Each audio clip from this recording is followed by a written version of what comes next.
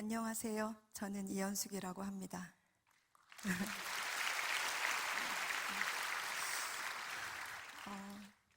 여러분, 주님의 이름으로 여러분을 사랑합니다. 하나님께서도 여러분을 사랑하십니다. 이 시간 잠깐 여러분 자신을 좀 이렇게 안고 지금까지, 오늘까지 수고했어, 애썼어, 내가 너를 사랑해라고 이야기해 주셨으면 좋겠습니다. 지금까지 여기까지 하나님이 여러분을 도우셨습니다. 그 마음 그대로 옆에 계신 분에게 그 사랑을 좀 전해주세요. 하나님이 당신을 사랑하십니다.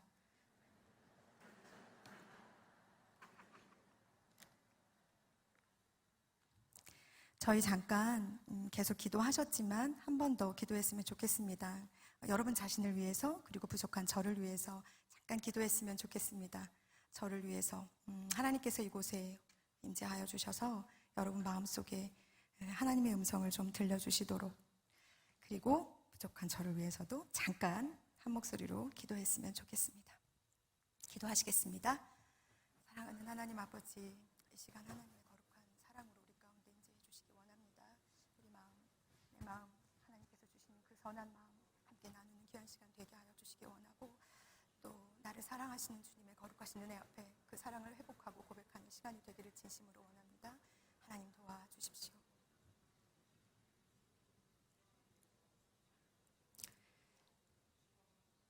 오늘 이곳에 계신 성령님, 우리에게 말씀하시고 우리 영혼에 크고 놀라우신 감동으로 함께하여 주옵소서. 이곳의 공기까지도 사로잡아 주셔서 오직 아버지의 아름다우심만 높여드리는 시간이 되기를 소망합니다. 예수님의 이름으로 기도합니다. 아멘. 제가 한 번 더 인사하겠습니다. 저는 이연숙이라고 합니다. 제가 이 자리를 위해서 기도하는데 하나님께서 저에게 요한복음 4장에 등장하는 사마리아 여인의 모습을 보여주셨습니다. 그녀는 이름도 없고 예수님이 말씀하신 것처럼 남편 5이 있었지만, 그리고 지금 같이 있는 그 사람도 남편이 아니지요. 그 말씀만 들어도 그녀가 얼마나 모진 삶을 살았는지, 그리고 얼마나 어렵고 힘든 생활을 했었는지 미루어 짐작할 수 있습니다. 지금도 마찬가지이지만 그때는 더더욱 그런 편견과 싸우기에 여자 혼자는 쉽지 않았을 것입니다. 그래서 아무도 없는 뜨거운 그 대낮에 물을 길러 우물로 나아가지 않았나 싶습니다. 물동이를 들고 그 우물가로 나아가며 그녀는 어떤 생각을 했을까요?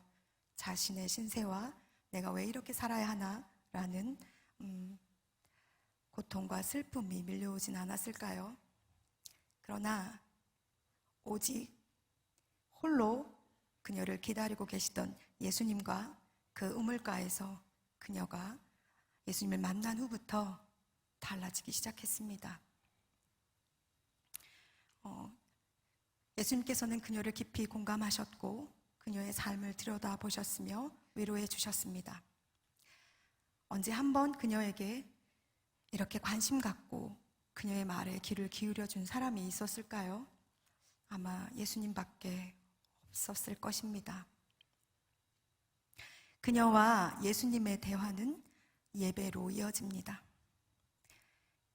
어디서 용기가 났는지 모르지만 아마 예배를 회복한 그녀는 자신의 생명과도 같았던 물동이를 던져버리고 자신의 고통의 현장인, 자신의 아픔에 그리고 자신을 비난하고 또 자신을 참 부끄럽게 여겼던 마을로 돌아가 구세주이신 예수 그리스도를 큰 소리로 외칩니다. 그리고 놀라운 일이 벌어지지요. 그녀가 예수 그리스도를 외친 후에 마을 사람들이 예수님을 구세주로 영접하게 됩니다. 여기서 이 말씀이 끝나는 것이 아니죠. 사람들이 그녀에게 이렇게 말을 합니다. 이제 우리가 믿는 것은 내 말로 인함이 아니니 이는 우리가 친히 듣고 그가 참으로 세상의 구주신 줄 알미다 라고 말합니다. 사마리아 여인처럼 저도 늘 목이 말랐습니다. 그러나 제 삶에 찾아오셔서 저를 예배자로 세우시고 복음으로 살게 하신 나의 하나님을 자랑하고자 합니다. 나의 삶을 공감하시고 위로하신 후에 세상을 향해 복음을 전하는 자가 되게 하신 나의 아버지를 자랑하려고 합니다. 그리고 이제 사마리아 여인처럼 저의 이름과 저의 간증은 사라지고 참으로 세상의 구주이신 예수 그리스도 그분만 높아지기를 소망합니다. 우리는 모두 각자 간증을 가지고 살아가고 있지 않습니까? 여러분도 하나 아니면 수없이 많은 간증들을 지금까지 살아오시면서 가지고 계실 거라고 생각합니다. 여러분 안에 계시는 아름다우신 하나님의 그 영광이 정말 정말 자랑스럽습니다. 이제 제 안에서 제 삶을 통해 일하신 하나님에 대해서 여러분과 나누려고 합니다. 저는 자주 헉헉거리며 새벽 찬 공기를 달려가는 어린아이의 꿈을 꿉니다. 그게 꿈인지 현실인지 구분할 수 없을 정도로 제 인생은 늘 이렇게 달려야 했습니다. 중학교 2학년 때 저희 아버지가 돌아가시고 고3 졸업한 그 무렵에 엄마가 돌아가신 후에 사실은 삶이 그렇게 녹록하지 않았습니다. 그리고 그렇게 달려가는 저의 그 모습은 세상에서 더 이상 나를 보호해 줄 사람이 없다는 두려움, 그리고 내가 홀로 서 있다는 공포감이 아마 꿈으로 종종 저에게 나타났던 것 같습니다. 어머니가 돌아가시고 나서 저는 이 달리기를 그만하고 싶었습니다. 한 줌의 약을 한 번에 털어놓고 내일 아침에 눈을 떴을 땐 천국에 가 있었으면 좋겠다라는 생각으로 잠이 들었습니다. 그런데 하나님은 저에게 새날을 허락하셨고 그 새날 앞에 저는 또 하나님을 원망했습니다. 죽음은 어쩌면 저에게 아주 가까운지도 모르겠습니다. 왜냐하면 제가 사랑하는 사람들, 제가 정말 제 옆에 늘 있었으면 좋겠다고 생각했던 사람들이 죽음이라는 이유로 저를 떠나갔기 때문에 그렇습니다. 그래서 삶이 그렇게 중요하지 않았습니다. 아무리 애를 써도 달라지지 않는 삶에 숨이 막혔고 애를 쓰며 달려갈 의미가 저에게는 없었습니다. 저는 3년 동안 주일이면 기차와 버스를 타고 내가 죽어도 좋을 곳을 찾아다녔습니다. 긴 방황의 시간 중에 덜컹거리는 기차 그 안에서 하나님께서 빛으로 저에게 찾아오셨습니다. 내가 너를 사랑한다. 내가 너를 향한 놀라운 계획을 가지고 있다. 바람으로도 저에게 말을 걸어오셨습니다. 지나가는 사람들의 인사말로도 하나님은 저를 위로하셨습니다. 정말 신비로운 경험이었습니다. 이 신비로운 경험들이 저를 숨쉬게 했습니다. 내가 아무리 멀리 도망가더라도 하나님을 피할 수 없구나. 그리고 내가 도망가려고 하는 그 길이 결국은 하나님께로 가는 길이구나. 나는 도망가나 하나님은 계속해서 나를 쫓아오고 계셨습니다. 그때 저는 굉장히 낮은 자존감 때문에 누가 제 뒤에서 웃으면 반드시 돌아봐 확인해야 했습니다. 왜냐하면 저들이 웃는 모습이 나를 비웃는 것이 아니기를. 그래서 누군가 뒤에서 자기들만의 즐거움으로 웃을 때 저는 돌아봐서 꼭 확인했거든요. 아, 그들이 즐겁구나. 그런 낮은 자존감이 저를 힘들게 했는데 이 신비스러운 경험으로 저는 조금씩 건강해지기 시작했습니다. 여러분, 포기하십시오. 혹시 하나님을 피해 도망가 볼까? 도망가 보자 라고 생각하는 분이 계신다면 절대 그분을 피해 도망갈 곳이 이 땅 어디에도 없습니다. 예수님께서는 나는 포도나무여 너희는 가지니라는 말씀을 하셨습니다. 이 말씀은 사실 우리가 많이 듣고 또 잘 아는 말씀인데 어느 날 갑자기 이 말씀이 저에게 엄청난 안정감을 주었습니다. 그렇지, 주님은 포도나무시고 나는 가지니까 나는 그냥 거기에 붙어 있으면 되는 거네. 주님이 나를 포기하지 않으시면 나는 그냥 거기 붙어 살아가고 있는 존재가 되는 거네. 그리고 이 포도나무 가지가 하나만 있는 게 아니라 서로 얽혀 있는 것이 너무나 연약한 가지인 저에게 단단하고 든든한 내 옆에 가지들이 나를 생명으로 이끌어가고 있는 것 같은 안도감이 들었습니다. 사랑하는 여러분, 여러분 주변에 있는 믿음의 사람들은 하나님의 놀라운 은혜의 선물입니다. 좋은 교회, 또 교역자, 가족, 친구, 심지어 이름도 그리고 한 번도 만나본 적이 없던 그 누군가도 여러분을 단단한 포도나무의 가지가 되게 하시기 위한 하나님의 특별한 선물, 섭리입니다. 하나님의 크신 섭리를 깨달았다고 해서 저에게 찾아오는 순간순간의 좌절과 슬픔은 제가 오롯이 감당해야 했습니다. 이 버팀의 시간은 내 의지와 감정과 애씀의 노력으로 해결되지 않습니다. 저를 위해 10년간 하나님의 말씀을 가르쳐 주신 좋은 멘토 목사님이 계셨어요. 그 목사님을 통해서 말씀을 읽고 공부하고 기도의 습관들을 들이면서 저는 행복해지고 싶었습니다. 이 땅에 그리스도의 생명을 가지고 살아가고 싶다. 그리고 그것이 즐거워졌으면 좋겠다. 내 안에 여전히 비어있는 이 공간에 누군가 찾아와서 내 반쪽이 채워졌으면 좋겠다. 그리고 믿음의 가정을 가지고 싶다라는 소망이 말씀과 기도 속에서 제 안에 생겨났습니다. 그러던 중에 제 남편을 만났습니다. 제 남편의 첫 인상은 큰 가방, 그리고 큰 옷, 그리고 1시간 반에서 2시간이나 늦은 모습이었습니다. 큰 가방을 둘러매고 처음 저를 만나러 오는데 1시간 반, 2시간을 늦게 왔더라고요. 늘 저를 만나는 시간에 이 사람은 늦었습니다. 왜냐하면 그가 걷는 길에 혹시 이단들을 만나면 그들과 이야기를 했고, 혹시 나를 만나러 오는 그 길에 찬양을 하는 사람들을 길에서 만나면 그들과 함께 찬양하는 일을 했습니다. 그래서 늘 저는 그의 그 일의 뒷전이었죠. 그리고 그의 큰 가방은 이유가 있었습니다. 무엇이냐 하면 그 가방 안에는 이단 전단지들이 가득 차 있었어요. 왜냐하면 제가 물었죠. 왜 그렇게 무겁게 그걸 들고 다니는지. 그냥 그 자리에서 찢어버리면 될걸. 그랬더니 누군가가 그 글을 읽지 않았으면 좋겠다고. 그래서 하나하나 보일 때마다 그것을 주워서 가방에 넣어 집에 와서 아주 잘게 아무 글씨도 보이지 않게 찢어버리는 모습을 보였습니다. 큰 옷도 이유가 있습니다. 한 번도 정식 매장에서 옷을 사입은 적이 없으니까요. 늘 바자회에서 옷을 사서 걸쳐 입고 다녔습니다.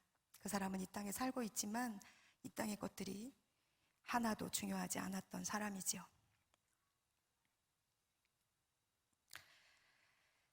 그 사람이 제 반쪽, 제 남편입니다. 고 허태준 선교사입니다. 제가 제 멘토 목사님에게 그 남편을 소개하러, 남자친구를 소개하러 갔을 때 목사님께서 저에게 그렇게 얘기하셨어요. 그 친구에게 이런 부탁을 하셨습니다. 저는 마치 연못 같아서 밑에 가라앉아 있다. 아픔과 여러 가지 것들이 평상시에는 되게 잔잔해 보이지만 무슨 문제가 생기거나 일이 생기면 밑에 먼지들이 확 올라올 건데 그때 아무 말도 하지 말고 그냥 안아주고 사랑으로 좀 그 뜰채로 그 먼지들을 좀 걷어주라. 그 약속을 저랑 사는 동안 제 남편은 신실하게 지켜줬습니다. 실상 남편과의 결혼 생활은 5년밖에 되지 않습니다. 그런데도 여전히 제가 지금도 그와 동행하고 있는 것처럼 느껴지는 것은 그는 내 삶의 좋은 멘토였고 좋은 친구이며 동역자였기 때문입니다. 그를 만나 사랑하고 함께 꿈을 꾸던 아프리카를 향해 달려가기 위해 준비하던 시간들은 행복했습니다. 저희 결혼식 축가가 이 산지를 내게 주소서였습니다. 그토록 바라고 소망하던 아프리카에 대한 꿈을 저에게 이루어 주시기 위해서 하나님께서는 이 아름다운 청년을 저에게 남편으로 허락해 주셨습니다. 저희는 2004년 9월에 서부아프리카 말리로 가기 위해 떠났습니다. 우선 프랑스에서 1년 언어 공부를 하기 위해 머물렀는데요. 2005년 9월에 서부아프리카 말리가 아니라 부르기나파소로 저희 사역지가 변경되었습니다. 갈 바를 알지 못했던 아브라함처럼 언어를 공부하던 중에 이제 짐을 싸서 배편으로 보내야 하는 그 시점에서 사역지가 변경된 것입니다. 저와 제 신랑은 한 달 동안 기도하고 기다리고 또 기도하고 기다리는 시간을 거쳐서 부르기나파소로 들어가게 됐습니다. 하나님의 구체적인 개입이라고 생각합니다. 왜냐하면 제가 제 남편을 장례 치르고 그곳에 있는 선교사님들과 한인분들에게 감사 인사를 전하며 했던 고백이기 때문에 그렇습니다. 여기가 그가 묻힐 땅이었던 것 같습니다. 고 허태준 선교사는 제가 제 신랑 앞에 고라는 단어를 붙이기 되게 싫어하는데 그렇게 해야 된다고 누가 말씀하시더라고요.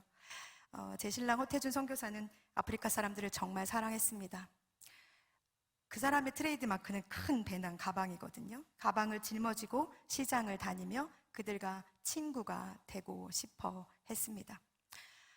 커다란 확성기를 가지고 싶어 했어요. 왜냐하면 시장 한가운데서 나의 구원자이신 예수 그리스도를 그들에게 전하고 싶어 했거든요. 나를 사랑하시는 동일한 가치로 그들을 사랑하시는 하나님이라고 말하던 남편 때문에 저희 집에는 늘 현지인들이 있었습니다. 가족 예배로 시작한 작은 예배가 아가페 교회라는 교회로 세워진 이유가 거기에 있었습니다. 저희 교인 중에 한 분의 아내가 뱀에 물려서 사경을 헤맨다는 이야기를 듣고 저희가 신방을 가기로 했습니다. 그런데 아프리카는 원체 어려운 곳이기 때문에 가나 국경까지 가야 되는 그 길을 현지인들이 많은 비용을 내서 갈 수 없어서 그 뱀에 물린 아내를 둔 남편의 형제들이 자기들도 가고 싶다고 했어요. 그래서 저와 제 아이가 양보를 한 거죠. 전날 먼 여행을 위해서 신랑이 차량을 점검하고 돌아와서는 이렇게 말하는 거예요. 차가 좀 이상해. 그치만 뭐 기도하면서 주님의 도우심으로 가야지. 근데 제가 거기다 대고 이렇게 말했죠. 괜찮을 거야. 하나님이 지켜주시겠지. 하나님의 뜻이 거기에 분명히 있을 거야. 그리고 아침에 도시락과 물과 잔뜩 먹을 걸 싸서 그를 보냈습니다. 정오가 되어서 저에게 전화를 했더라고요. 이제 신방을 마쳤고 출발하는데 바퀴에 구멍이 나서 그거를 떼우고 출발할 거야. 그래서 저녁에 있는 한인교회 모임에 늦지 않도록 서둘러서 갈게. 집에서 봅시다. 그런데 그는 돌아오지 않았습니다. 어두워지기 시작하면서 한두 분씩 한인분들이 집으로 오셨고 사고가 났다는 것을 들었습니다. 너무 먼 곳에서 일어난 사건이라 불어를 할 줄 아는 사람을 찾기가 어려웠고 그래서 이 사망 한사가 누구인지를 찾아내는 게 너무 어려웠다고 합니다. 그래서 선교사님과 몇 분의 한인분들이 사고 난 현장으로 달려가고 수습해서 이제 돌아올 거라고 저에게 얘기를 하셨습니다. 나중에 들은 사고의 경위는 차를 몰고 막 이렇게 달려오는데 솥대가 이렇게 길가로 지나가고 있었나 봐요. 근데 솥대를 피하다가 자기 쪽으로 핸들을 이렇게 꺾은 거죠. 그래서 바퀴가 세 바퀴 반을 굴러서 밑으로 굴렀고 그런데 너무 감사한 건 그 자리에서 저희 신랑은 천국으로 갔지만 함께 탄 3명의 현지인들은 정말 손가락 하나 다치지 않았거든요. 그건 지금도 제가 감사하고 천국에 갈 때까지 너무나 감사한 일이 될 것입니다. 준비한 이별이 아니었어요. 한 번도 생각했던 이별도 아니었습니다. 하나님께서 나한테 이렇게 여기까지 와서 정말? 이라는 수많은 질문들이 저에게 있었습니다. 그리고 저는 그때 분명히 영적으로 되게 충만했거든요. 왜 그날 때마침 나사로를 살리신 예수님의 그 본문을 제가 읽고 있었던지 저는 저의 믿음으로, 저의 기도로 제 남편이 살아날 것을 믿었습니다. 그리고는 저문을 열고 준영아 하고 부르며 저희 집으로 들어올 거라고 확신했습니다. 그러나 제 기도가 하나님 앞에 시작되고 나서 저의 기도는 부르짖음으로 바뀌었습니다. 부르짖고 또 부르짖으며 그를 살려달라고 주님 앞에 간절히 기도했습니다. 새벽에 조금 어둠이 지나고 새벽에 동이 좀 터올 쯤에 제 입에서 내게 있는 향유옥합 주께 가져와 라는 찬양을 끊임없이 부르게 하시더라고요. 그리고는 저에게 이렇게 말씀하시는 겁니다. 그가 너에게 얼마나 소중한 존재인지 내가 안다. 그러나 이제 그를 나에게 주라. 절대 안 되죠. 여러분 같으면 드리겠어요? 아무리 하나님이시라도. 안 되죠. 하나님 절대 안 되죠. 저한테 아빠도 엄마도 제가 소중하게 생각하는 모든 것들을 다 앗아가셨으면 이거는 좀 남겨두셔야 하지 않겠어요? 그 약속 믿고 여기까지 왔는데 하나님 그러시면 안 되죠 하고 엄청나게 주님과 씨름을 했습니다. 계속 같은 말을 하시는 거예요. 그가 너에게 얼마나 소중한 존재인지 내가 너무 잘 아는데 이제 그를 나에게 주라고. 하나님께서는 생선의 가운데 도막으로 가장 좋을 때 내가 그를 받기를 원한다고 저를 설득하기 시작하셨습니다. 근데 그 설득이 저한테 먹혔어요. 왜냐하면 제 남편은 늘 자신의 앞과 뒤가 같기를 원한 사람이었거든요. 하나님 앞에 사역자로 살면서 변질되지 않기를, 늘 처음 그 마음으로 살기를 바랬던 사람이었기 때문에 밖에서 사역자로 살지만 집에 와서 남편으로 아빠로서의 모습이 늘 정결하기를 원했던 사람이기에 저는 하나님의 이 설득에 넘어갔습니다. 그의 바람대로 하나님께서 들어주신 거라고 가나에서 장례식에 참석하러 오신 선교사님께서 하나님께 물었을 때 하나님께서 말씀하셨다고 합니다. 하나님께서 우리 신랑을 가장 좋을 때 38이었어요. 가장 아름다운 나이 저도 38이었습니다. 가장 좋은 것으로 받으셨습니다. 그러니 이 일은 나의 믿음과 나의 기도와는 상관없이 하나님이 하신 일입니다. 분명한 뜻이 거기에 있다는 사실을 하나님은 저에게 끊임없이 설득하셨습니다. 믿음으로 기도하면 하나님께서 들으시지요. 들으십니다. 그러나 하나님의 응답하심은 우리의 기대와 다르게 흘러갈 수도 있습니다. 그렇다고 하나님에 대한 우리의 믿음이 부족해서, 혹은 하나님께서 능력이 없으셔서, 혹은 하나님이 아니셔서 나의 기도에 그렇게 반대된 응답을 하신 것은 아닙니다. 내가 그렇게 간절하게 구했던 것을 허락하지 않으신 데에는 이유가 있습니다. 그 이유를 알아가는 것이 기도하는 자들의 숙제입니다. 왜냐하면 하나님은 늘 응답하시니까요. 하나님은 하나님이십니다. 그 새벽에 저에게 말씀하신 하나님의 임재 앞에 저는 순종을 선택했습니다. 그리고 남편을 하나님께 올려드렸죠. 하나님께 순종하고 남편을 올려드린 저에게 하나님께서 잠언 4장 23절의 말씀을 주셨습니다. 모든 지킬 만한 것 중에 더욱 내 마음을 지키라. 생명의 근원이 이에서 남이니라. 이 말씀을 들은 이후부터 저는 남편에 대한 이 일에 제 마음을 지키기 위해 온 힘을 다 쏟고 있습니다. 마음을 지키는 일은 쉬운 일이 아닙니다. 왜냐하면 마음이 상하면 회복되기가 어렵기 때문입니다. 그래서 어쩌면 사탄은 우리의 생각을, 우리의 마음을 공격하고 끊임없이 무너뜨리려고 애쓰는지도 모르겠습니다. 사랑하는 여러분, 여러분의 마음을 주 안에서 지켜내십시오. 거기에 생명이 있습니다. 저는 이 일에 하나님에게 설득되었고 그 긴 밤의 씨름을 통해서 순종을 선택했습니다. 그리고 예전에 저에게 죽음은 상실이었지만 이제 죽음은 천국에 대한 소망이니 저는 되었습니다. 그러나 제 아이에게는 어떻게 설명할 수가 없었어요. 하루아침에 갑자기 사라진 아빠가 어디에 있는지, 왜 그렇게 됐는지 설명하기가 어려웠습니다. 그래서 제가 하나님께 기도했죠. 하나님, 좋아요. 저를 설득하셨으니 저는 됐어요. 그런데 제 아이는 제가 설득할 자신이 없어요. 뭐라고 얘기해야 이 아이가 이 상황을 이해하고 받아들일지 저는 잘 모르겠으니 주님이 알아서 하세요. 제 딸이 어느 날 자고 일어나서 저에게 말하는 거예요. 엄마, 하나님이 나에게 말씀하셨는데 천국에서 아빠가 너무 필요해서 아빠를 일찍 데려가신 거래. 하나님이 하셨죠? 말씀하셨어요. 이 아이를 하나님께서 그때부터 지금까지 책임지고 계십니다. 아빠를 하나님께 양보한 아이이기에 그 빈자리를 늘 채우시고 도우시는 하늘 아버지의 사랑이 아이의 삶 전체를 덮고 있습니다. 나는 아빠가 왜 없어? 라고 물을 때마다 저는 이 꿈 이야기를 해줍니다.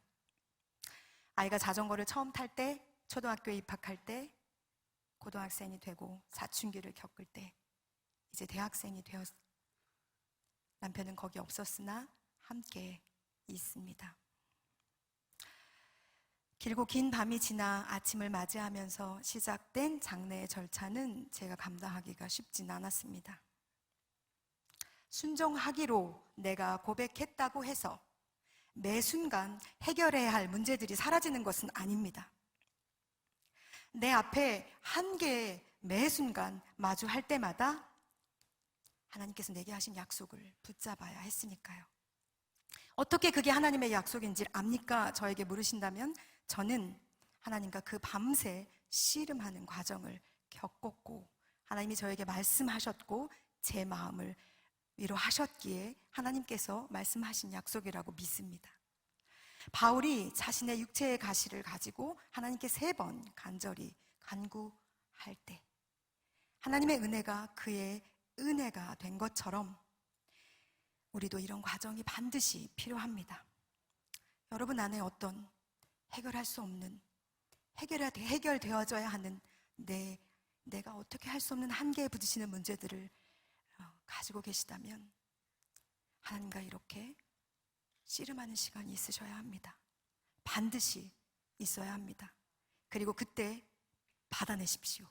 하나님의 약속을. 그 약속은 끝까지 하나님을 내 편으로 만드는 좋은 도구가 되기 때문입니다.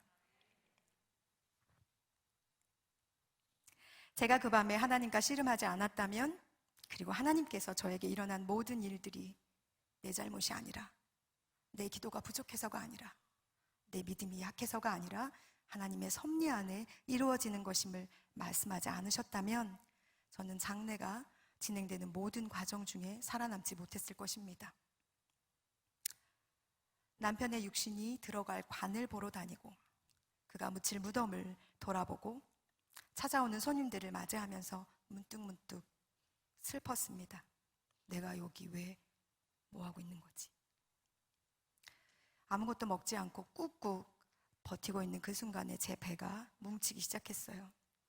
왜냐면 제 태중에 4개월 된 아이가 있었거든요.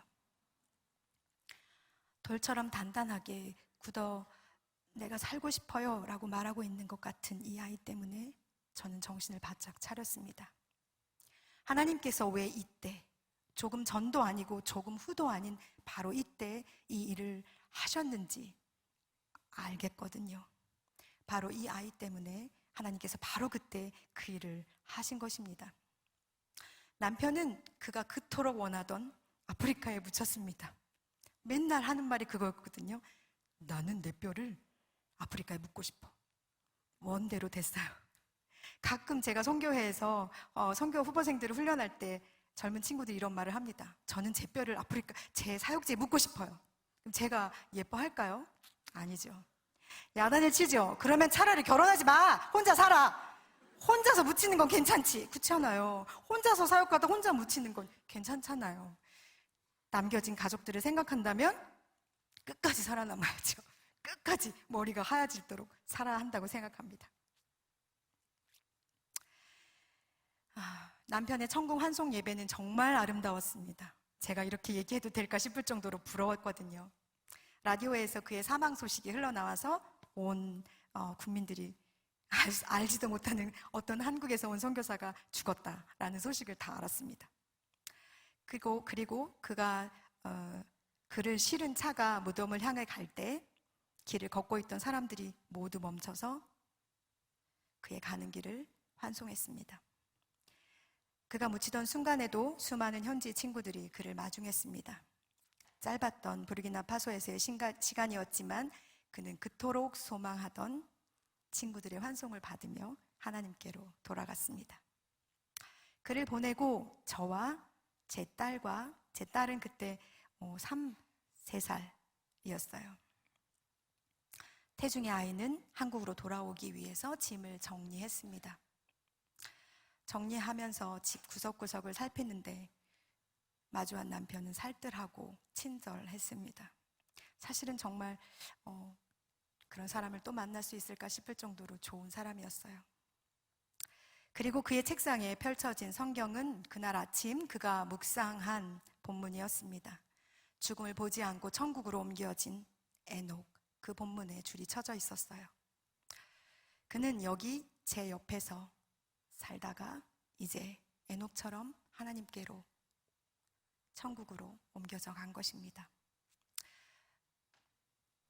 모든 걸 두고 거기에 오는 건 쉬운 일이 아니었습니다. 임신 4개월에 내 미래와 내 꿈과 내 소망과 내 모든 것이 거기에 그와 함께 묻혔습니다. 비참했고 비행기를 타고 돌아오면서 저는 마치 전쟁터에서 온몸 팔과 다리가 잘려 피가 뚝뚝 떨어진 폐잔병처럼 정말 수치스럽고 부끄러운 마음으로 비행기에 올라 한국으로 돌아왔습니다. 아이를 출산하기 위해서 부산 시댁에 머무는 동안 하나님의 정말 특별하신 임재 앞에 나아갈 수 있었습니다. 아버지께서는 찬양 속에서 그리고 말씀 속에서 기도 속에서 시간마다 저를 위로하셨습니다. 사랑하는 아들과 사랑하는 동생을 잃은 자와 사랑하는 남편과 사랑하는 아빠를 잃은 자들이 한 공간에서 사는 일은 쉽지가 않은 일이었습니다. 그러나 그 시간들을 통해 저를 며느리가 아닌 딸로 받아들여 주신 제 부모님들께 정말 감사를 드립니다. 지금도 제 신랑에게 고마운 건 이렇게 아름다운 식구들을 저에게 주고 간 것이 정말 감사할 따름입니다. 하나님께서는 정말 제가 걷는 모든 걸음에 아버지처럼 동행해 주셨습니다. 그 시간을 어떻게 견뎌낼 수 있었는지 잘 모르겠습니다. 너무 많이 울었고 바다가 된 것 같았고 제 베개는 마치 그 바다 위를 둥둥 떠다니는 배와도 같았습니다. 매일 부르짖었고 매일 기도했고 매일 울었고 매일 기다렸습니다. 하나님이 내게 뭐라도 얘기해 주시기를. 그때 만약 하나님이 나의 아버지가 되셔서 반복되는 나의 이 투덜거림과 이 고통과 이 아픔을 들어주지 않으셨다면, 그리고 숨쉬기도 힘들어서 헉헉거리면서 주님 앞에 부르짖을 때 나의 부르짖음을 듣고 싶지 않다고 외면하지 않아주셔서 얼마나 감사한지 모릅니다. 주님이 그렇게 내 소리에 귀를 기울여 주셔서 저는 그 슬픔의 강을 잘 건너올 수 있었습니다. 둘째를 출산할 때 수술을 하러 이렇게 누웠어요. 마취가 돼서 제가 까무룩하게 정신을 잃어가는 그 틈에 저 발치에서 제 신랑은 독특한 모션이 있거든요. 이렇게 손을 이렇게 모으고 이렇게 약간 이렇게 이러고서요. 그 모습으로 제 발치 앞에 와 있더라고요. 제가 정신을 잃으면서 그의 미소를 보고 홀로 아이를 출산하는 두려움에서 자유해졌습니다. 하루는 버스를 타고 달리는 꿈을 꾸었어요. 버스 안은 캄캄했고 사람이 엄청 많았고 추웠습니다. 불편했고 덜컹거리는 버스가 너무너무 힘들었어요. 그래서 앉을 자리를 좀 찾았죠. 근데 누군가 제 어깨를 이렇게 잡고는 뒷문 내리는 바로 그 앞에 바, 이렇게 긴 바 혹시 아세요? 거기에 저를 앉혀줬어요. 앉긴 앉았는데 편하진 않죠. 엉덩이가 계속 베기고 아프더라고요. 그리고 차가 한번 정차하고는 뒷문이 이렇게 열려 사람들이 우르르 내리는데 바깥에서 불어오는 바람이 너무 따뜻한 거예요. 너무 아름다운 거예요. 그래서 이렇게 제가 이렇게 내려다보면서 나도 내리고 싶은데 이 생각이 들더라고요. 그러고선 조금 더 갔는데 그 두 번째 문이 또 열리더니 사람들이 쭉 내리는 거예요. 향기가 세상에서 맡아보지 못한 향기가 제 코를 찔렀어요. 아, 정말 나도 내리고 싶다 이제. 엉덩이도 아프고 이왕 앉혀줄 거면 좀 편한 자리로 앉혀주지 왜 이렇게 엉덩이는 아프고 이제 그만하고 싶다 이 모든 걸 이라고 생각하며 주변을 이렇게 돌아보았어요. 그랬더니 저 맨 뒷좌석 가운데 자리에 저희 신랑이 앉아 있더라고요. 제가 그랬죠. 나 이제 그만 좀 내리고 싶다. 여기서 밖이 너무 좋은데 나도 좀 가면 안 돼? 그랬더니 안 된다고 가라는 거예요. 그리고 제가 한 번 더 물었죠. 나 정말 내리고 싶어. 다음에는 나도 좀 내리게 해줘. 내렸으면 좋겠어. 너무 불편해. 힘들고 추워. 그랬더니 웃으면서 안 된다고, 더 가야 된다고 말하는 모습을 보면서 제가 꿈에서 깼습니다. 세상에서 가장 사랑한 사람, 내 편 있던 사람의 모습으로 주님이 저에게 오신 거죠. 이 방법이 저를 일으키시는 아버지의 모습이셨습니다.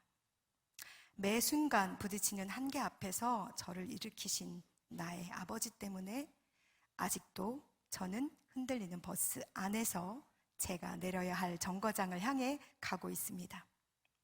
사람들은 가끔 불행한 일을 만나거나 고난에 닥치는 사람들을 보면 이렇게 말합니다.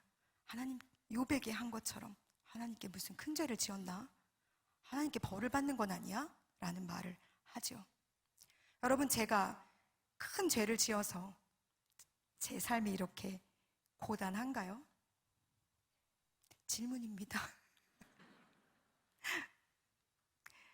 다시 제가 여기 크게 아니요 하셔야 되는데 제가 대본에 그렇게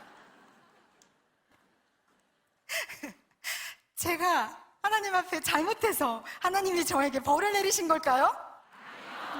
네, 맞습니다. 여러분도 혹시 이 중에 고난 가운데 저처럼 이렇게 캄캄한 버스 안을 타고 가는 느낌이 드시는 분이 계시다면 여러분도 죄를 지어서 하나님이 그런 고난을 허락하신 것이 아닙니다. 절대 아닙니다. 저도 제가 죄를 지어서 하나님께서 저에게 그런 고난을 허락하셨다고 생각하지 않습니다. 그런데 가끔 제 안에 그런 생각들이 몰려오더라고요. 내가 도대체 뭘 그렇게 잘못했지? 하나님 도대체 나한테 왜 이렇게 잔인하게 하시지? 내가 하나님 앞에 11조를 빼먹었나? 하나님 앞에 내가 뭐 드려야 될 걸 드리지 않았나? 하나님 도대체 나한테 왜 이런 어려움들을 허락하시지? 라는 질문들이 제 안에 수없이 저를 괴롭혔거든요. 그래서 이렇게는 도저히 못 살겠다. 이런 걸 가지고 내가 살아낼 수가 없겠다라는 생각으로 청계산으로 올라갔습니다. 제가 결혼 전에도 청계산에 자주 올라가거든요. 여기 청계산 기도원에서 머리를 척 박고 한참을 주님 앞에 부르짖었죠. 하나님, 도대체 왜 이러시는 거예요? 왜 저한테 이러세요? 제가 그렇게 뭘 하나님 앞에 잘못 살았고 내 인생에 왜 이렇게 잔인하게 내가 갖고 싶은 건, 내가 붙잡고 싶은 거, 나 명예도 아니고 돈도 아니고 아무것도 아니고 그냥 내가 사랑하는 사람들 내 옆에 있었으면 좋겠어요.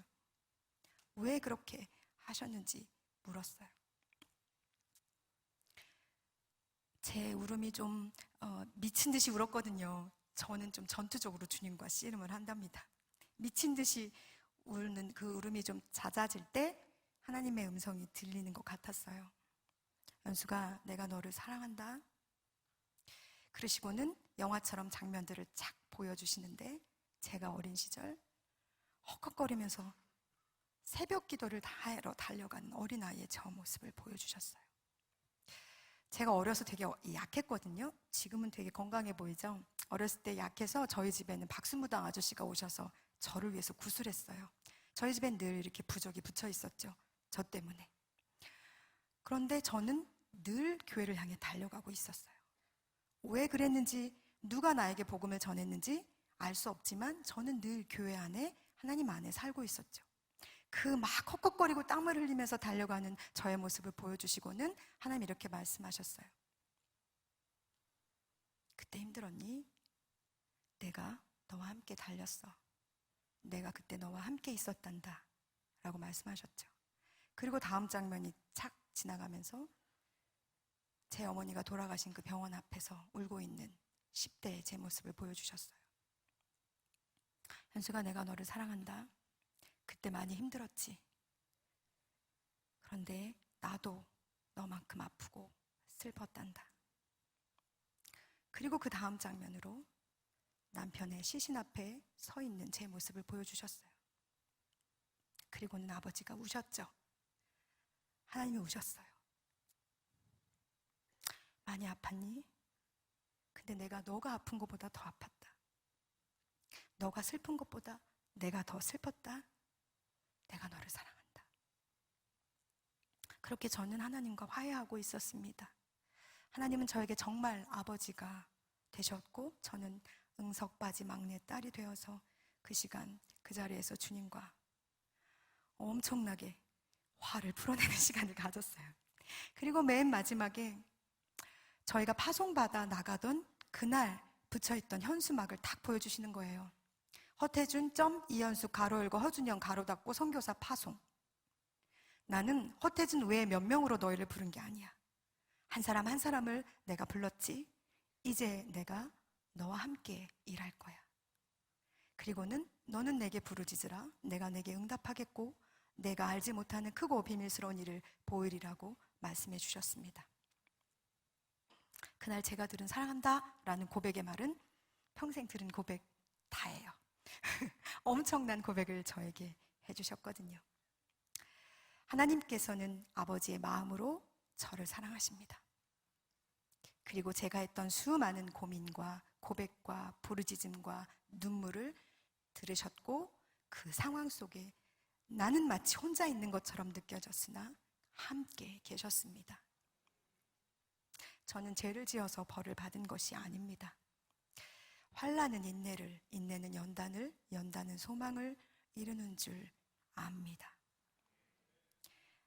우리에게 환난과 고난을 허락하시는 아버지의 마음은 소망으로 나아가게 하기 위한 사랑의 마음이 아닐까 생각해 봅니다. 여러분, 감당할 수 없는 고난과 상실은 우리에게 늘 있습니다.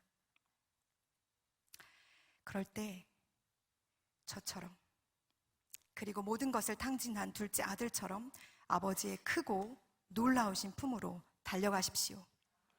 누구도 우리에게 주어진 이 문제를 해결해 줄 수가 없습니다. 그리고 이 아픔을 씻어줄 수도 없습니다.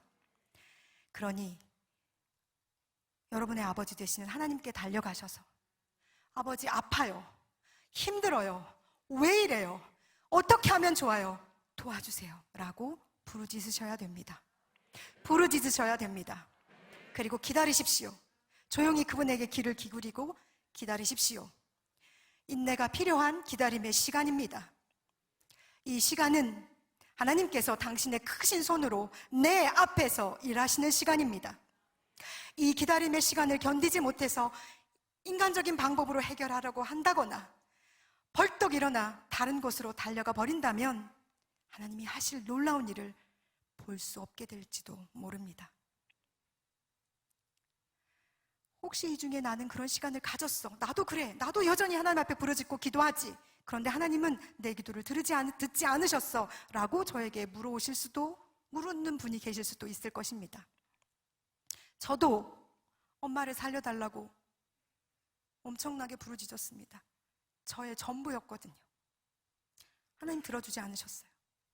내 남편을 살려달라고 하나님 앞에 그렇게 몸부림치며 애걸복걸했지만 주님은 제 기도를 들어주지 않으셨습니다. 하나님 응답하지 않은 건 아니죠. 하나님께서는 가장 좋으신 것으로 응답하신 것입니다. 나를 사랑하시는 나의 아버지께서 나의 부르짖음에 내가 원하지 않은 방법으로 응답하셨을지라도 우리는 아멘 하고 그 자리에서 일어서야 합니다. 그러면 거기서부터 하나님의 길이 보입니다. 거기서부터 환난과 인내를 넘어 소망으로 인도하시는 아버지의 소망의 그 길이 보인다는 것입니다. 어느 날은 주님이 저에게 아주 미안하다는 마음을 들려주시는 거예요. 내가 너무 미안하다 너에게. 하나님 뭐가 미안하세요? 정말 볼품없고 부족한, 너무나 초라한, 죽을 수밖에 없는 나를 자녀 삼아주시고 여기까지, 오늘까지 이렇게 살뜰히 살펴주셨는데 도대체 뭐가 미안하세요? 다른 사람처럼 평범하게 살게 하지 못해서. 그래서 미안하다. 그런데 어쩌겠니? 세상에 아픈 사람들이 너무 많아서 내가 아프다. 세상에 아픈 사람들이 너무 많아서 아버지가 아프시답니다. 그래서 저에게 너가 내 사랑을 그들에게 좀 말해주면 좋겠다. 내가 사랑한다고. 내가 너무 사랑한다고. 내가 이 가슴에 철철 피를 흘리면서 그들을 사랑한다고 너가 말해줬으면 좋겠다라고 저에게 부탁하시는 겁니다. 이것이 제가 찾은 하나님의 길, 소망의 길입니다. 환난과 인내를 넘어 연단의 끝에 찾아낸 길입니다. 아버지께서 저와 동행하고 계시는 길이지요. 저만 그렇습니까? 여러분 한 분 한 분도 하나님께서 그렇게 사랑하시는 눈으로 바라보시며 여러분의 소리에 귀를 기울이고 계십니다. 아버지만 하실 수 있는 방법으로 위로하시고 안으시고 품으십니다.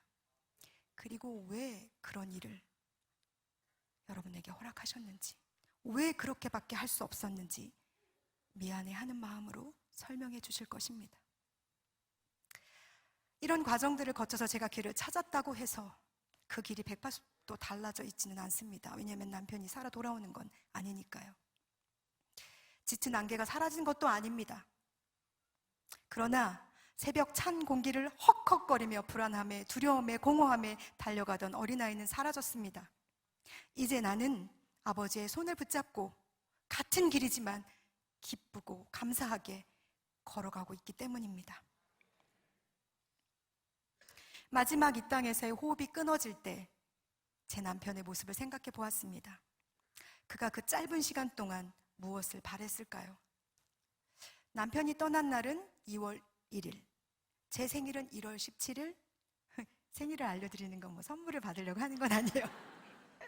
1월 29일은 제 첫째 아이의 생일이에요.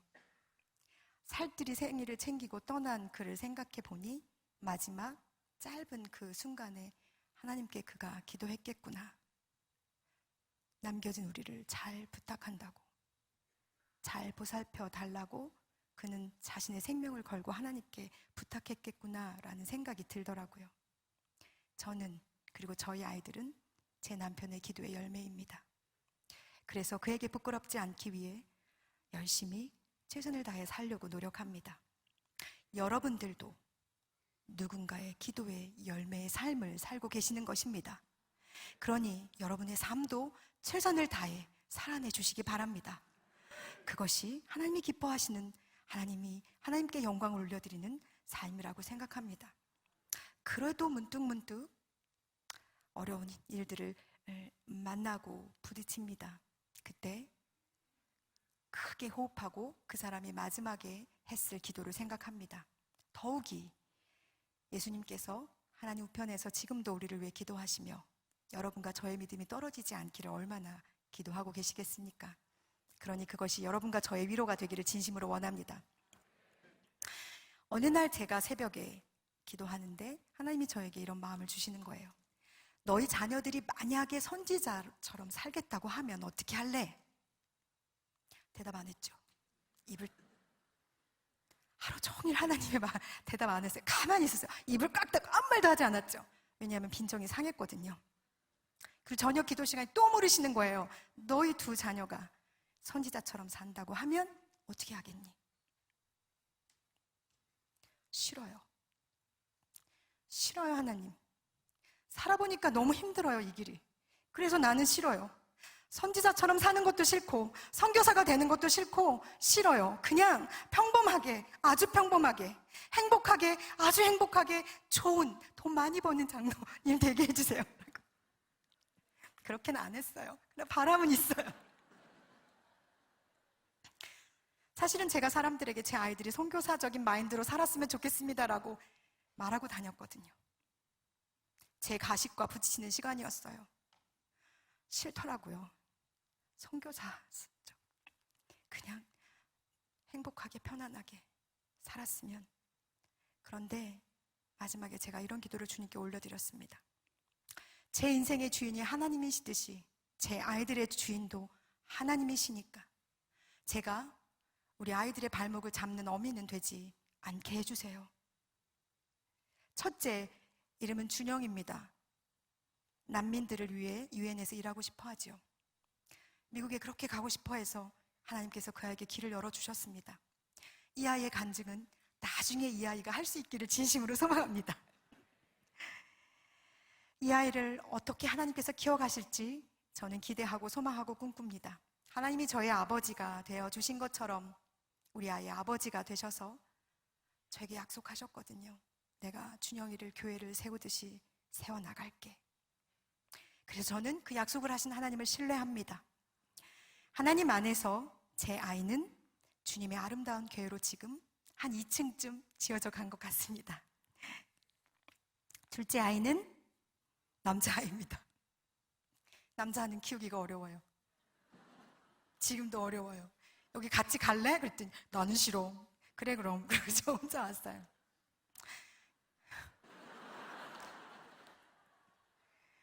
이 아이는 학교에서 힘든 시간을 보냈습니다. 어느 날 학교에서 저한테 전화가 왔어요. 아이가 옥상에서 떨어지겠다고 하고서 사라졌다는 거죠. 그래서 제가 너무나 놀라서 울면서 학교를 갔어요. 학교를 뛰어가서 저쪽 복도 끝에서 울면서 걸어오는 남자 아이, 제 아들입니다. 그 아이와 마주쳤는데 억장이 무너지더라고요.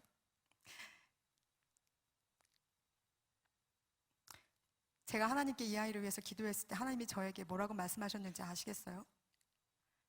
방주를 짓듯이 지어라 그러시는 거예요.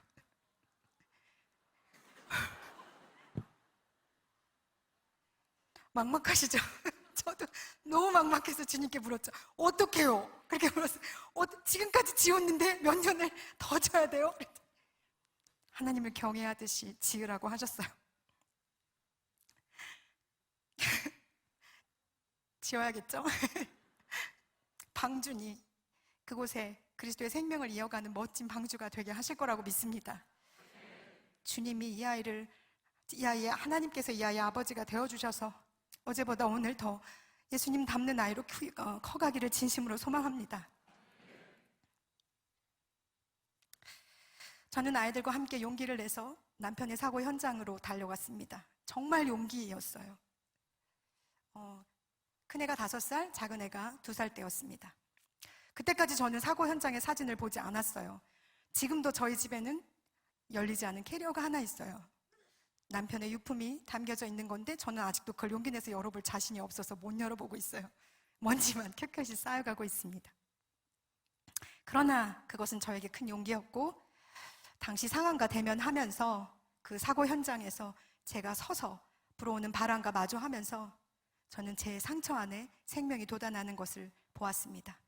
만약에 내가 용기 내지 않았다면, 그 어린 아이들을 들쳐업고 그 아프리카까지 달려가지 않았다면 저는 아마 여전히 연못 아래 가라앉아 있는 먼지와 그 쓰레기들, 그것이 불쑥불쑥 올라오는 쓴뿌리와 분노로 저의 에너지를 낭비했을지도 모릅니다. 그 이후 저희는 거의 매년 아프리카를 방문했습니다. 저희 어머니도 시어머니도 그리고 시댁의 식구들도 부르키나파소를 다녀왔습니다. 가서 그가 살아간 땅을 보고 많은 위로를 받으셨어요. 내 안에 존재하는 고통, 상처, 아픔은 내가 은혜를 받아도 사라지진 않아요. 흔적처럼 여전히 남아 있습니다. 그러나 하나님께서는 힘들고 고통스럽지만 그것과 대면하기를 원하십니다. 직면하는 과정을 통해서 우리 안에 남아있는 그 상처, 그 흔적들은 복음이 됩니다. 누구나 상처는 숨기고 싶어요. 아프니까요. 저도 오늘 이것을 준비하면서 또 아파서 또 울고 또 하나님 앞에 고통스러운 부르짖음을 올려드렸습니다. 그러나 아픔을 계속 가운데 내 안에 가지고 있는다고 해결되는 것은 아닙니다.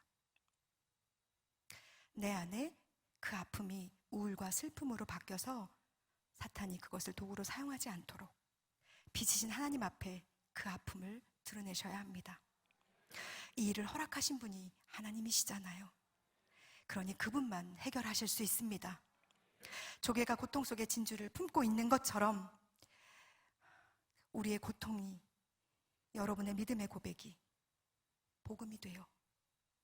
입을 열어 간증으로 밖으로 나올 때 사마리아 여인이 그 마을에 가서 그리스도를 외쳤을 때 그들이 주께로 돌아온 것처럼 이 땅의 사람들이 여러분의 그 아픔의 간증을 통해 주께로 돌아오게 될 것입니다.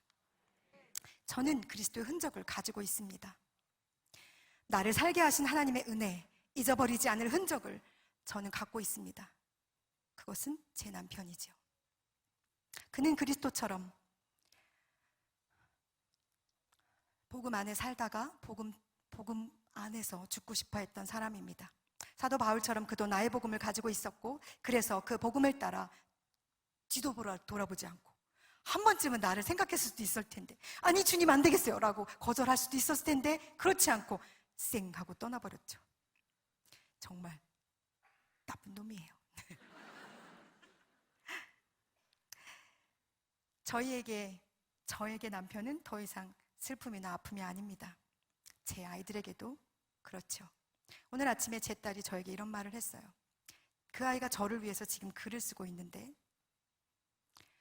그녀는 저예요. 욕이 아니고 그녀. 그녀는 한 번도 자기 인생을 자기가 스스로 운전해 본 적이 없다. 저를 평가해 주는 제 딸의 고백입니다. 그 고백 속에 하나님이 저를 운전하셨다고 믿습니다. 우리 아이들에게도 아빠는 슬픔이 아니라 복음의 흔적으로 남아 있습니다. 그래서 우리는 이 흔적을 그리스도 안에서 자랑합니다. 왜요? 하나님께 영광을 올려드리기 위해서 자랑하러 나왔습니다. 천국은 사랑하는 남편과 아빠가 있는 곳입니다. 그래서 우리는 여기에서 그냥 한 발 내디뎌 가는 곳이 천국이라고 생각합니다. 이것이 복음이지요. 우리가 꿈꾸고 소망하는 곳이 천국이니 더욱 그렇습니다. 2016년도에 저희는 부르키나파소 단기팀을 데리고 들어간 적이 있습니다. 감사하게 그때가 10주기 기념 예배를 드릴 수 있게 해주셨어요. 그때 예배 때 가브리엘 목사님이라고 현재 목사님이 설교를 하셨는데, 이분은 군종 목사님이셨어요. 허태준 선교사와 함께 부르키나파소 북부와 군인 선교에 대해서 한참 대화를 나눴던 분이시거든요. 하루는 저희 집에서 두 분이 한참 대화를 하고, 그리고 그가 이제 가브리엘 목사님이 집 밖으로 나가실 때 저희 신랑이 따라오더래요. 그래서 그러더니 묻더랍니다. 내가 지금은 돈이 없어서 아무것도 해줄 수 없는데 넌 정말 원하는 게 뭐야? 라고 물었대요. 그래서 가브리엘 목사님이 나 군인들에게 나눠줄 성경이 필요한데 성경이 좀 있었으면 좋겠어. 그랬더니 차 위에 손을 얹고 기도하더랍니다. 하나님, 이 차가 주의 복음을 실어 나르는 차가 되게 해주세요. 가브리엘 목사님이 제 눈을 쳐다보면서 이렇게 말씀하시는 거예요. 당신 남편이 죽은 것 같습니까? 아니요. 여전히 살아서 여기 이 땅에서 일하고 있습니다. 왜냐하면 그가 기도한 것처럼 지금 내 차가 말씀을 나르는 차가 되었거든요. 저는 감사함으로 그 땅을 돌아서 집으로 왔습니다. 저는 아직도 버스를 타고 갑니다. 이 버스 안에서 나의 하나님, 나의 아버지께서 동행하고 계십니다. 때로는 남편으로, 때로는 아버지로, 때로는 친구로, 전능하신 하나님으로 저와 함께 가십니다. 그리고 저는 아직 이 버스 안에서 해야 할 일이 남아 있습니다. 모세와 같은 사역자가 되고 싶다고 고백했을 때 하나님은 저에게 마라의 쓴물을 달게 하는 이름 없는 막대기가 되라고 하셨습니다. 하나님, 제3의 역사하신 하나님을 정말 자랑하고 올게요 라고 제가 이걸 기도하면서 고백했더니 사마리아의 이름 없는 여인이 되라고 하셨습니다. 사마리아 여인이 자신의 아픔이 있는 그 마을로 들어가 세상의 구주이신 메시아를 소리쳐 외쳤듯이 우리도 우리의 고통이 있는 삶의 그 자리에서 예수님을 외쳐야 합니다. 그때 우리의 상실이, 우리의 고난이, 우리의 눈물이 주님의 도구가 될 것입니다. 그리고 우리는 사라져도 좋습니다. 왜냐하면 우리는 사나 죽으나 주의 것이니까요. 오늘 이 순간 이 땅에서 그리스도의 생명 안에 살아가고 있는 여러분, 우리 하나님께 영광이 되고 사라지는 이름 없는 존재가 됩시다. 우리의 상처가 부끄러움이 아니라 그리스도의 자랑이 되도록 말입니다. 우리의 상실과 고통의 눈물이 어두운 세상에 빛이 되게 합시다. 그날에 새 영을 부어주신 하나님께서 아버지의 영으로 그 모든 눈물과 고통을 씻어 주실 것을 믿습니다. 그러니 일어서십시오. 여러분의 무릎을 곧게 세우시길 바랍니다. 그리고 세상에서 여러분의 믿음의 간증이 여러분의 복음이 되기를, 그리고 빛이 되어 하나님의 나라가 이 땅에 임하게 되기를 간절히 소망합니다. 주님이 여러분을 사마리아 그 우물에서 기다리십니다. 기도하시겠습니다. 사랑하는 주님, 감사합니다. 전능하신 하나님, 감사합니다. 사랑하는 아버지, 감사합니다. 여전히 이 손 붙잡고 달려가 주시는 아버지의 그 은혜로 말미암아 우리는 여기까지, 오늘 이곳까지 왔습니다. 앞으로 우리가 달려갈 그 길 위에 여전히 영광스러운 모습으로 함께 하실 것을 믿습니다. 그러니 주여, 우리의 굽은 허리를 펴게 하시고 굽었던 무릎을 일으켜 세우게 하여 주시옵소서. 우리가 복음이 되게 하여 주시옵소서. 이 복음을 입을 열어 선포하는 우리가 되기를 간절히 소망하옵나니 주여, 우리를 사용하여 주시옵소서. 그래서 이 어두운 세상의 빛으로, 이 어두운 세상의 소금으로 하나님께서 우리에게 허락하신 삶의 자리에서 그 역할을 단단히 해내는 우리가 되게 하여 주시옵소서. 그렇게 하실 것을 믿습니다. 예수님의 이름으로 기도합니다. 아멘.